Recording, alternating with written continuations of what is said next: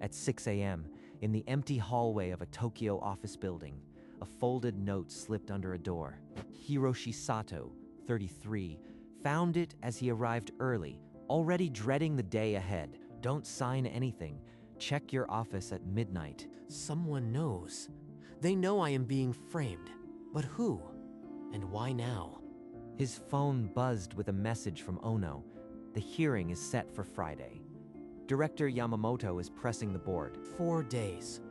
4 days until they fire me for a crime I didn't commit. 3 weeks ago, Director Yamamoto had publicly accused Hiroshi of embezzlement. No one believed his denials. All I've built, gone. Unless this note is real. If it's a trick, I am finished. He clutched the note, its message demanding action. Don't sign and be here at midnight. I'll stay. I'll see who's helping me, even if it's a trap. That morning, a manila envelope landed on Hiroshi's desk with a single word, sign. Not a chance. Not until midnight. I heard you haven't signed yet, Sato.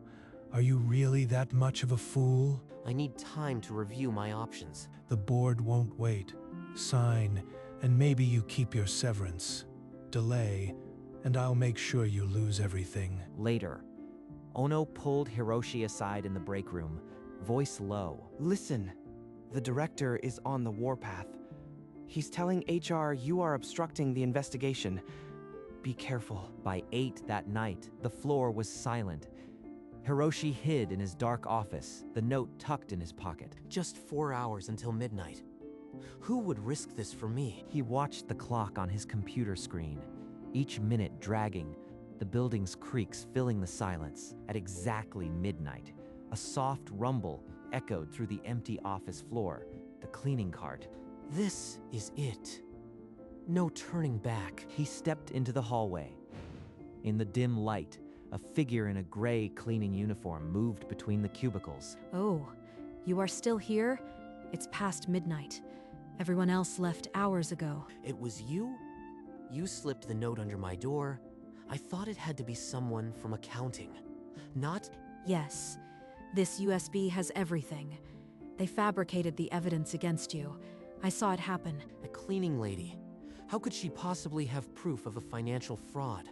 This makes no sense. Be careful. Director Yamamoto will destroy anyone who gets in his way. He's already watching you. Why risk so much for me? I don't even know your name. Why would you help a stranger? My name is Sumire. You said good evening to me once. That was enough. Hiroshi searched his memory. A year ago, he had nodded and said good evening to a cleaner in the hallway. He'd forgotten it instantly. You did all this because I said good evening? That was nothing. A second of politeness. It wasn't nothing, but that's not why I am here. 2 weeks ago, I saw the director shredding documents at midnight. Sumire described the scene with unnerving detail. The shredder's hum, the director's hurried glances, the pile of confetti that used to be invoices. 5 minutes later, he walked into your office and left a folder. I checked it. Forged signatures with your name. A cleaner who can spot forgery. She knows exactly what to look for. What is she not telling me? I have an old skill. I used to work with numbers. It doesn't matter now. What matters is the evidence on that drive. It does matter. You've gathered evidence that could clear my name. Who are you really, Sumire? I am the woman who cleans your office. That's all you need to know. Please, just look at the drive. I have to finish my rounds. Before Hiroshi could protest, Sumire disappeared into the elevator, leaving him alone in the silence with the USB drive. Back in his office, Hiroshi plugged the USB into his laptop with trembling fingers. A folder opened on screen. Yamamoto evidence. Inside, spreadsheets reconstructed months of falsified financial records. Transaction logs, timestamps, director's digital signature. This is a full forensic audit. How? A soft knock. Sumire stood in the doorway, her cleaning cart behind her, expression unreadable. You came back? I thought you said you had to finish your rounds. I finished, and I needed to make sure you understood what's on that drive. It's not something you can skim. Look at these invoice timestamps. They were uploaded at 2 a.m. from your IP while you were home. Yamamoto cloned your login. IP spoofing. You can trace that? Only a network analyst could pull those logs. Sumire, who are you? It doesn't matter who I am. What matters is that you have enough here to clear your name. Use it. Hiroshi stared at the drive, knowing it could save him, but also that Sumire had risked everything for a man who never noticed her. Hiroshi couldn't let it go. He stood up and stepped closer, his voice low but insistent. You built a forensic case against a director. That's not something you learn from cleaning floors. Tell me the truth. Sumire hesitated, then reached into her cart. From a worn envelope, she pulled out a photo of a foreign diploma. 6 years ago, I graduated with a degree in forensic accounting. I thought Japan would value it. They rejected my credentials. My visa only allows cleaning work. I have no other path. For 6 years, I've watched them commit crimes I was trained to catch. I stayed silent until you. Why me? What did I do that was so special? You said good evening. You helped me when I hurt my back. You saw me. No one else ever did. All this time, she's been invisible to them, but she could have exposed everything years ago. He understood then. The evidence wasn't just a gift. It was 6 years of silent pain, finally given a voice. You don't remember, do you? The first time you said my name. 3 years ago, in the elevator, he glanced at her name badge and said, Sumire, that's a lovely name. She never forgot. Every night afterward, you'd pass me and say, good evening, Sumire. Like I was someone. I stayed because she was in pain. Anyone would do that, right? You missed your own dinner. You canceled plans.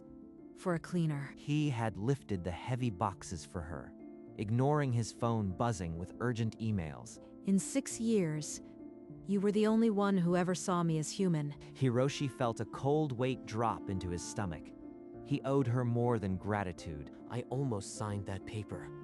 I would have ruined my life without ever knowing she existed. The debt was greater than he could repay with a thank you. He had to make it right. Hiroshi scrolled further, finding evidence of kickbacks, fake invoices, and a secret offshore account under Yamamoto's name. This is more than embezzlement. This is organized fraud. He'll go to prison. And when he finds out I gave you this, he'll destroy me first. My visa status means I have no rights. Then we can't let him find out. We'll go to the authorities directly. They can protect you. Protect me. I am an undocumented skilled worker. The moment I am reported, immigration will detain me.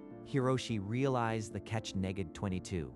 Using the evidence would clear his name, but expose her to deportation. I can't use this without destroying her. But if I don't, I lose everything. There is a way.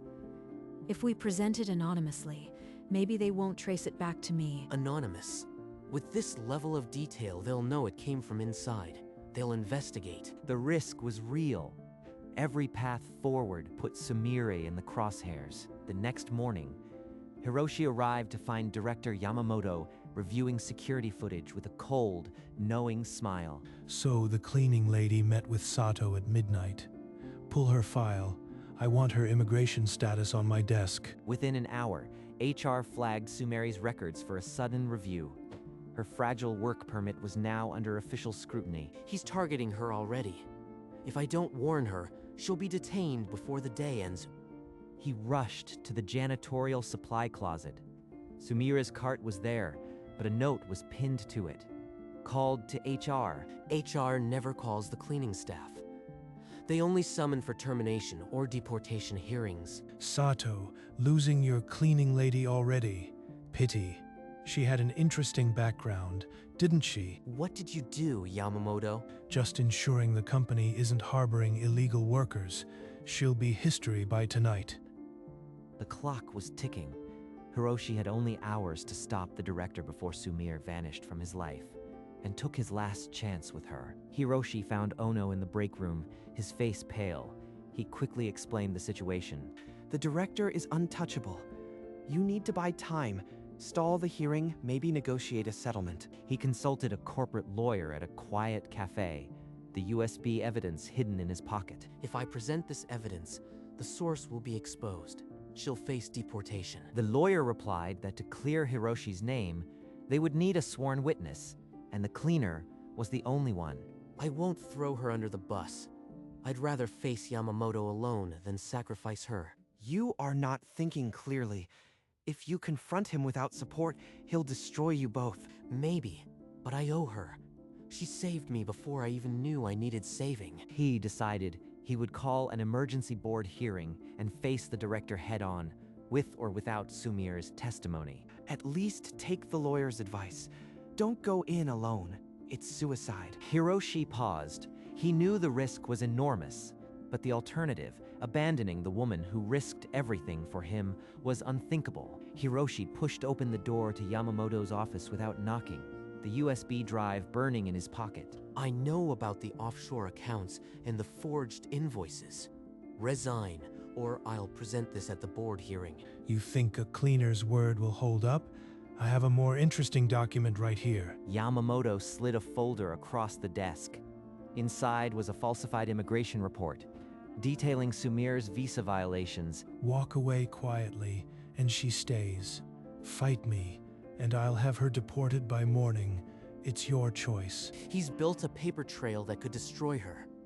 This isn't a bluff. If I clear my name, she loses everything. If I save her, I am branded a criminal. The trap was perfect. Every choice led to someone's ruin. Time is running out. Sato, what's it going to be? Your career or her freedom? Hiroshi left the office, the folder's contents seared into his mind.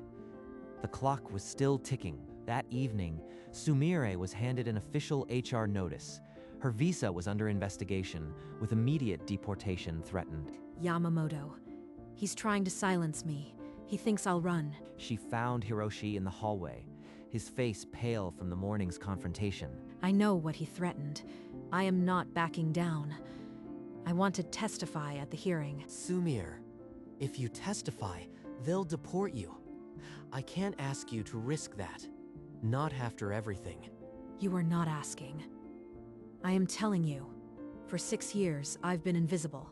Now, I will be seen. Let me testify. She's made up her mind, and maybe she's right. This is her fight too. I've lost everything already. My credentials, my career. Don't take this choice from me. Then we do this together. Whatever comes. Sumire handed him a second note, scribbled on scrap paper. I can testify. Tomorrow. Hiroshi spent the night compiling the evidence. Printouts, timelines, and Sumire's forensic report, all in a sealed binder. The emergency hearing is set for 10. The board will be expecting you to defend yourself. Good luck. Luck won't matter. We have the truth. That has to be enough. In her tiny apartment, Sumire printed the final version of the forensic audit and tucked a copy of her foreign diploma into a folder. For 6 years, this diploma was just a piece of paper. Today, it becomes my voice. She removed her gray cleaning uniform for the last time and slipped into a borrowed navy blazer, her hands trembling slightly. I am not invisible anymore. Whatever happens, they will see me. She met Hiroshi in the lobby 10 minutes before the hearing. He handed her a visitor pass, the first time she would enter as more than a cleaner. You look different. Not like a cleaner at all. Good.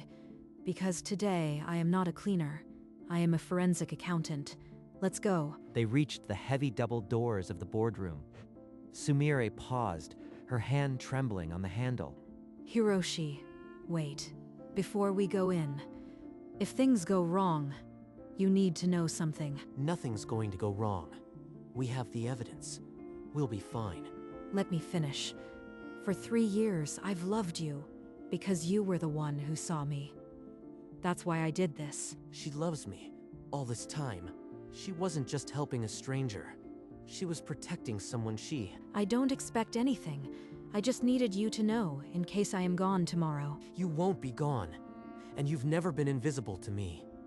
I was just too blind to realize what was right in front of me. Thank you.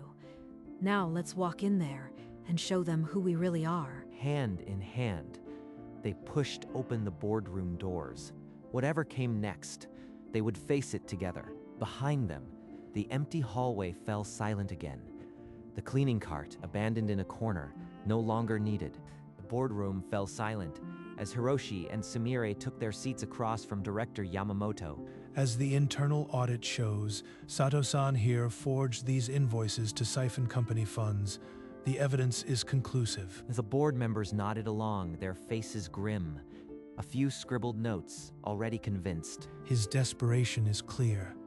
He even tried to blackmail me this week.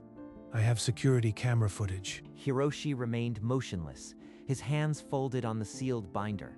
Not a word. Keep talking, Yamamoto. Every word you say is another nail in your own coffin. Yamamoto's confidence grew as Hiroshi's silence lingered. He saw it as surrender. The board chair cleared his throat, expecting Hiroshi to defend himself. Silence stretched. Let the record show that the accused refuses to answer. I move for immediate termination. Hiroshi finally stood, the binder in his hand, his voice quiet but carrying through the room. I refuse the termination motion. I have irrefutable evidence that Director Yamamoto committed the fraud.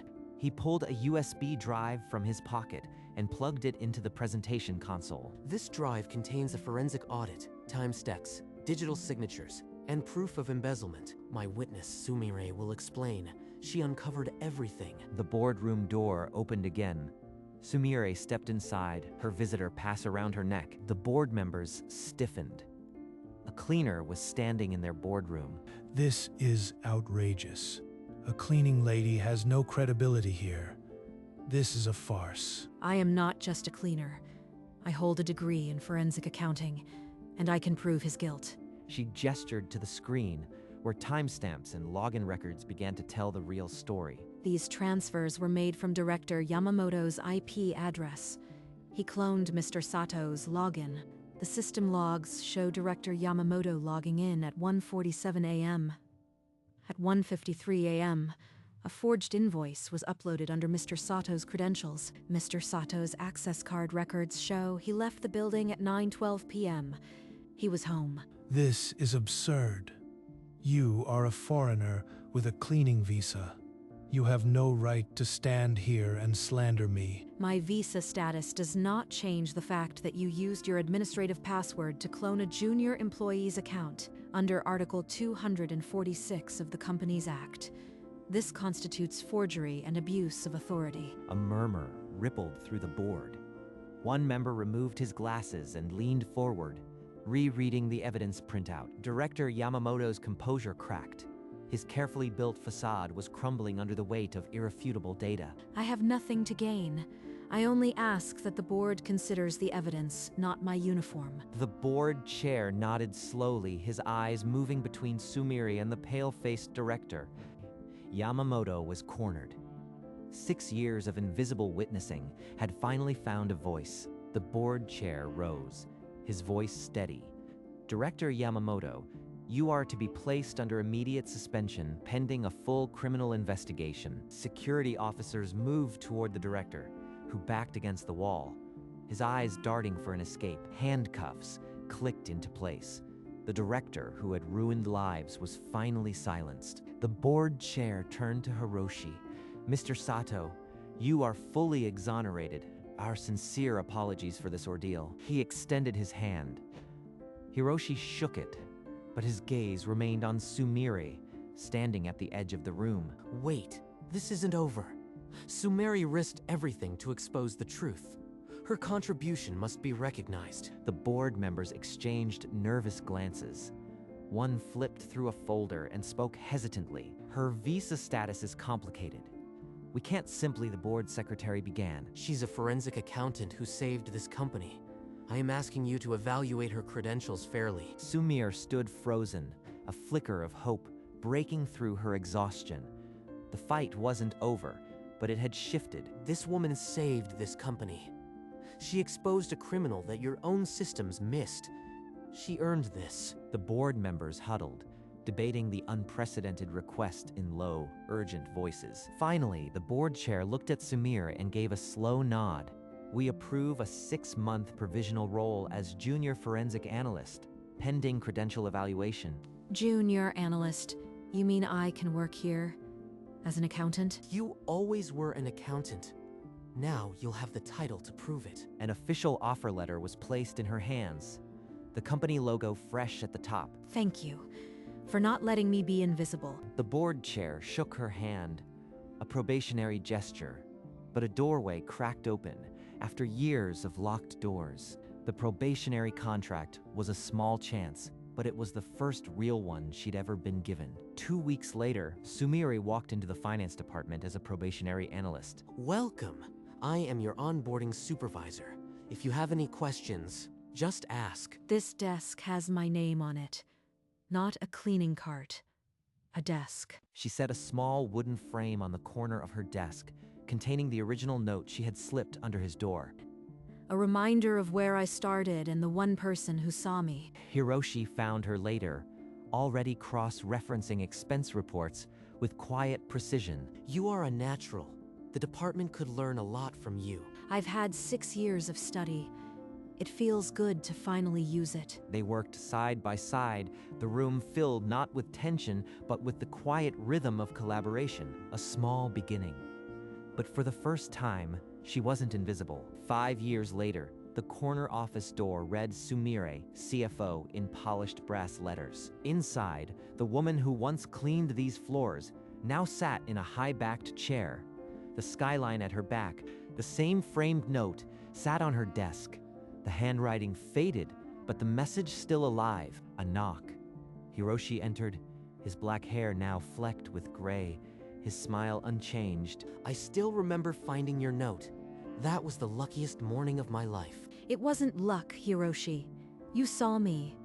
That was all I ever needed. She turned the frame so he could see the tiny USB drive still tucked behind the glass, a silent memento. Happy anniversary, Sumire. To 5 years of being the most visible person in the company. They stood together, looking out at the city they had reclaimed, bound by a note and a witness. In the corner office where she was once invisible, she had become the most powerful voice in the room. They left the office as the city lights began to flicker on, the evening air cool and still. Do you remember what I told you that night? That note was the first time I felt seen. I remember everything. But the truth is, you've always been the most visible person in my world. They paused under a street lamp, the years of struggle and silence distilled into a shared quiet. Then let's keep walking together. Hand in hand, they continued down the tree-lined street, their shadows merging on the pavement, back in the dark office. The framed note sat alone on the CFO's desk, its message still echoing. It had saved a job, uncovered a crime, and started a journey that no one saw coming. And the woman who slipped it under the door was now walking home, fully visible, her hand in his. Because the most powerful truths are invisible until someone dares to see them.